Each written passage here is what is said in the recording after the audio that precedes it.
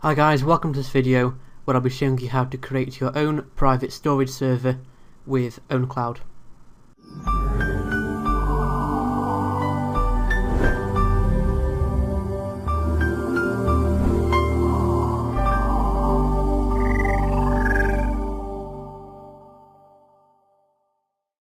So OwnCloud is open source and can be downloaded from OwnCloud.org, and what it allows you to do is use the web to store your files. So for example, you can install it on any PHP web server. From then on you can upload files, download files, create a music library, photo library, that sort of thing, to another server on the internet. And OwnCloud runs on almost every server and doesn't require any special permissions. That means that you can install it on a Windows IIS server, a Linux server, or a shared web host.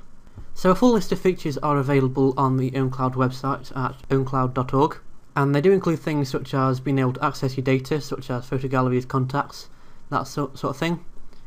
You can then also sync your data with multiple computers, and there's also several other options such as file versioning and contacts that you can add on the server. So first of all, I'm going to show you how to create an OwnCloud server. So if you head over to owncloud.org, you can click on the blue button which says host OwnCloud yourself, or you can click on the black button which says find hosting. The find hosting option is usually paid and does mean that you have to use somebody else's server rather than your own. So if you go over to the blue button, and that's if you own your own server, so you can set up your own cloud. There are several different options to create your storage site. At the top you can choose from tar or zip file, which is recommended, and that means that the files come in a PHP format within a zip file or tar file. The web installer is best for using shared hosts, so if you were to sign up to DreamHost, you can create an account there and you could set it up, and what that would do is you'd basically put a PHP file on your site and run it, and as soon as you do that it will install it by itself. And the final option is Linux packages. For the purpose of this tutorial I'm going to be using Linux packages because you can download Linux and install it on your computer, which is free and not too complicated. So if I click on there, it tells you which releases it can run on, so it can run on Debian, Ubuntu, Red Hat, CentOS, and if you hit continue, it will then ask you to select your operating system. So for this video we're going to be using Ubuntu, and it has a full script or different types of scripts that you can use for different operating systems or different versions of Ubuntu, and it will do it respectively depending on which option you click on here. So in this tutorial I'm going to be creating a VPS server on the internet using DigitalOcean, and that is a service I recommend if you don't have or haven't heard of it already. As you can see, it says simple cloud hosting, and they can offer you for $5 a month 20 gig of storage space and 512 mega memory for your VPS server. If you head over to the pricing tab, they also offer different options such as, increased amounts of memory, increased number of cores, increased transfer. But for now we're going to go with the simple option, which is $5 a month, 512 mega memory, 20 gig of storage space. So if we head over to DigitalOcean now, this is my account. So now we can create Droplet in the top right corner. So for now what we're going to do is we're going to set up the host name. For now I'm going to call it MyCloud, and I'm going to select the 512 meg option, which is $5. Select the region.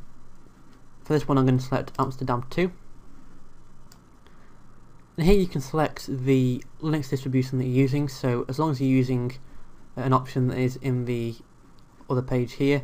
So we're going to use Ubuntu 12.10 x64, and we're also going to tick the private networking option, although this isn't essential. So if I click create droplet,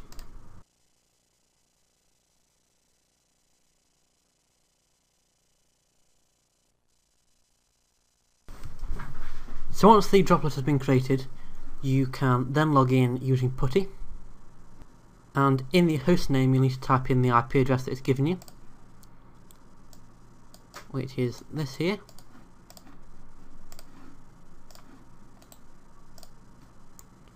and click open, and it will say that the server's host key is not cached in the registry. If we hit yes, it says login as. We need to select root by simply typing that in, and in the email that is sent to you, you need to copy the password and paste it into putty by right clicking and pressing enter. And as you can see, it's logged into Ubuntu now, and as soon as you've got to this stage, you can then start installing. If you don't wish to go with DigitalOcean, you can set up a Ubuntu server yourself by downloading it at ubuntu.com, and if you download the server version, install it, and it's pretty much the same principle. You can then connect it via putty by typing its IP address in, and you'll be at this screen. So as I'm using Ubuntu 12.10, I need to go to the Ubuntu section 12.10, and it's pretty much just a case of copying the commands. So as you can see, that's one command there. So that is echo deb download openSUSE.org, and that basically puts the file list into the local repository on your server. So if we press enter, and then we copy the next command, which is apt-get update, and right click obviously to paste, and hit enter. And what that'll do is it will download the required updates and files that are required for it. Next, you need to run the next command, which is apt-get install OwnCloud, and hit enter. And it says, after this operation, 113 meg of additional disk space will be used. Do you want to continue? Yes, we do. So type Y and press enter. And it'll also say, install these packages without verification. Type Y. And then it will carry on installing. It'll take a few minutes for it to install, and then it will stop like so. So once this is done, you've successfully installed it. Now what we need to do is open a new tab, and if you go back to DigitalOcean, copy the IP address and type in http the IP address /OwnCloud and press enter, and it will send you through to your new server.